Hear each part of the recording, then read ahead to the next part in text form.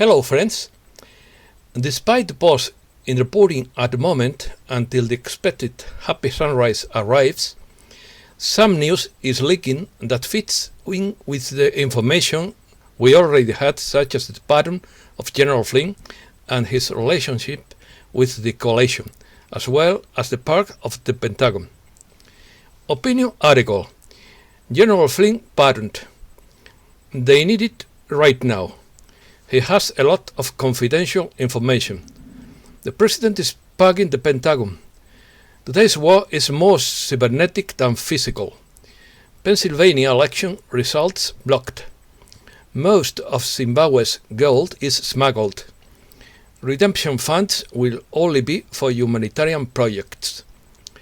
The president announced Wednesday a pardon for his former National Security Advisor, Michael Flynn, who pleaded guilty in December 2017 to lying to the FBI during former Special Prosecutor Robert Mueller's investigation into Russia's false interference in the 2016 US election, an investigation that failed to find any evidence of the alleged conspiracy. It's a great honor for me to announce that General Michael Flynn has been granted a full pardon, the president wrote on his Twitter account, congratulating Flynn and his wonderful family, who will now have a truly fantastic Thanksgiving. The announcement comes shortly after the US media, such as Axios, announced that Flynn would be part of a series of pardons that the president plans to issue. The presidential pardon has to be granted before a judge has ruled on the Justice Department's motion to dismiss the case. The president himself said in March that he was seriously considering pardoning Flynn, who initially cooperated with the Mueller investigation, but later claimed that he has been misled by prosecutors unfairly targeting the president. In May, the U.S. Department of Justice took the decision to drop the charges against the former National Security Advisor, arguing that his false statements were not relevant to the investigation. Interpretations: we know now that General Flynn is an important part of the Grand Coalition, as the swamp orcs have done everything possible to silence him and incapacitate him with false accusations and endless legal battles. This news can be read in many ways, and I will summarize some of them. The General's pardon is a significant victory for the coalition because he knows where all the bodies are buried, allegorically speaking. Now, they need him in a big way because the general has a lot of information to help draining the swamp around the world. In addition, the famous three-letter agency was stripped of all special operation powers last week, since they commanded the rogue computer service in Frankfurt and Barcelona. Don Carlos de Marbella goes even further when he says that General Flynn will lead 17 nations in the world's largest military operation to restore freedom to mankind. In his opinion, the 17 countries that are part of the coalition are United States, Canada, Australia, Russia, Germany, Poland, the Netherlands, France, Spain, Croatia, Romania, Sweden, Norway, Denmark, Finland, Switzerland, and North Korea. The latter would be the most shocking on the list. Don Carlos once said that the Grand Coalition consists of only about 8,000 people. David Wilcock said that this is a very small group, considering that they are facing the entire world empire of swamp orcs. Charlie Fricks said the core of the coalition is two families, the Kennedys and the Trumps. They are a very united circle, and logically they distrust everyone. Pentagon purge. On the other hand, in addition to denouncing the results of the election, the president has taken on the task of cleaning up the Pentagon. The first of all was the Secretary of Defense himself, Mark Esper, who was replaced by Christopher Miller, while the Chief of Staff of the Defense Secretariat, Jen Stewart, was replaced by Kash Patel. Third, the Director of Defense Policy, James Anderson, was replaced by Anthony Tata. Fourth, the Undersecretary of Defense in charge of Intelligence and Security, Joseph Kennan, was replaced by Ezra Cohen Watnick. And fifthly, NATO liaison officer Michael Ryan was replaced by Andrew Whittenith. According to Thierry Mason, the reason for these changes at the top of the Pentagon is obvious. A cascade of confessions from senior officials has begun in Washington, telling how they sabotaged the president's policy for years.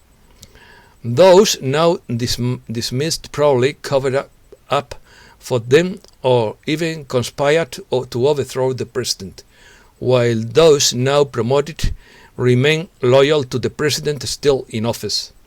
Judge blocks certification of Pennsylvania election results.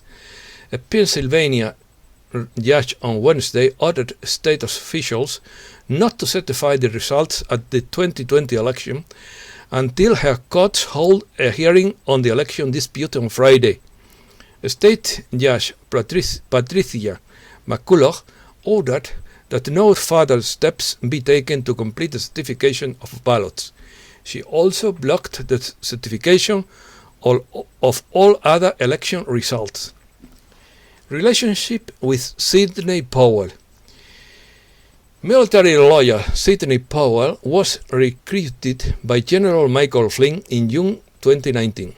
At that time, he made this statement: I am honored to represent General Flynn, whom I have long considered an American hero.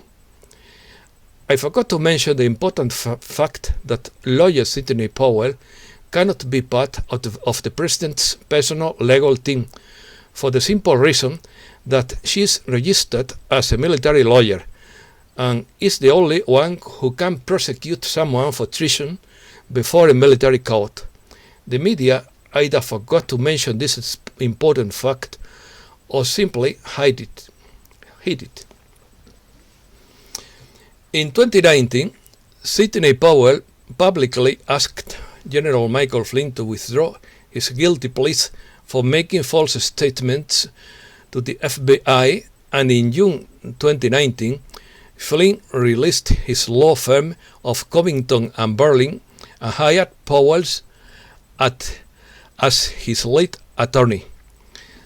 Sidney Powell was vetted by the coalition before being hired by General Flynn, underlining his integrity and remarkable legal skills. That hiring automatically brought her into the coalition. If she was no longer a part of it, and I personally suspect that she was before. On the same day that it was revealed that Flynn had fired his lawyers, Powell sent a letter to Attorney General William Barr requesting maximum confidentiality and arguing that Flynn's persecution was due to the corruption of our beloved government institutions for what appears to be political purposes. Among other things, he requested that Barr appoint an outsider to investigate. 6 months later, Barr appointed Jeffrey Jensen to conduct that investigation. Powell also criticized the Mueller investigation. Biography. Sidney Kathryn Powell was born in 1955 into a working-class family in Durham, North Carolina. She grew up in Raleigh and knew for an early age that she wanted to be a lawyer. She has a bachelor's degree from the University of North Carolina at Chapel Hill and Juris Doctor degree from the University of North Carolina at Chapel Hill School of Law.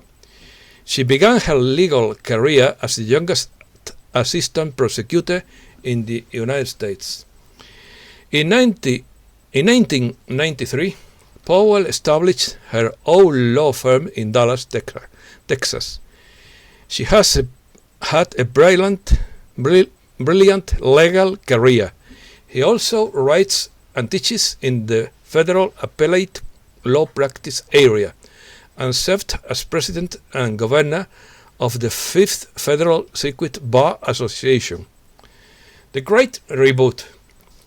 According to Marshall Report, Sidney Powell declared that the New World Order had overthrown the Republican Party, and that some Republicans had sold their souls to the New World Order in exchange for large cash payments in the form of huge bribes. Powell warned that the Republican Party risks being castrated like a bitch by the Great Reboot in 2021 if the Children of Darkness steal the president's second term. The global currency reset makes all gold-backed currencies worldwide the normal standard, while the so-called Great Reset was a New World Order idea for the introduction of a single world government with the full theft of personal freedom, which would be impossible with the introduction of the Global Economic Reform and Security Act, GSARA. Miles Harris claims that recent evidence from Deutsche Bank points to the fact that central banks must prevent the system from imploding and be ready for a scheduled monetary restart in 2022. Central bankers now face huge problems at present, of course. Since 2008, the economy has been kept alive artificially. The latest news on this subject is that redemption funds will only be for those who have documented humanitarian projects, and I don't have more information about this. Cyber warfare. The First and Second World Wars were fought by firing bullets from guns, shells from cannons, dropping bombs from planes, and firing missiles from launchers. But now we have evolved enough to fight without bullets, shells, bombs, and complicated and cumbersome missiles.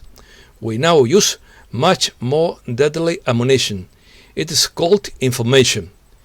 It is being used by both sides of this war in many shapes and sizes. True information, false information, misinformation, disinformation, etc. And it has to be analyzed very carefully so that we are not fooled.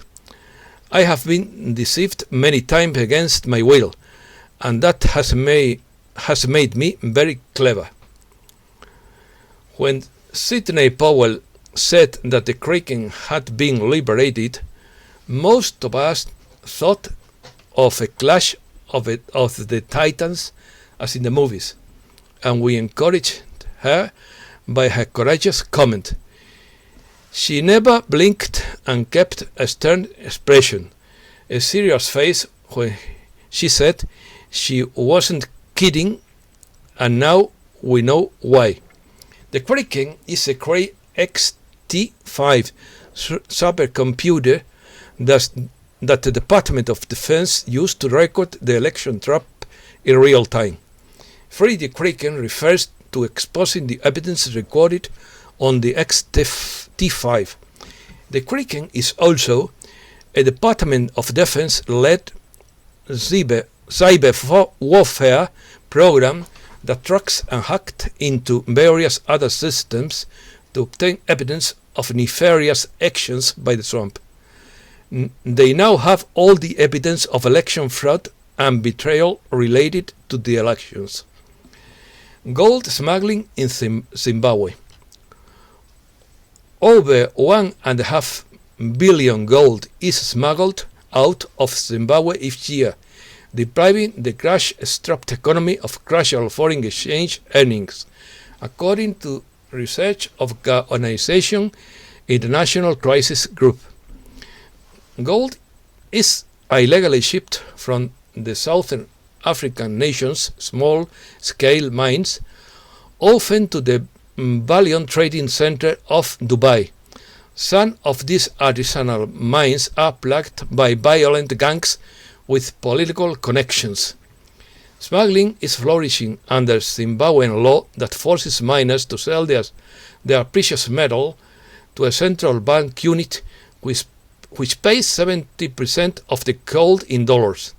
The balance comes in local currency, which not only has no value outside the country, but is paid at an official rate that is well below black market levels, which explain the smuggling.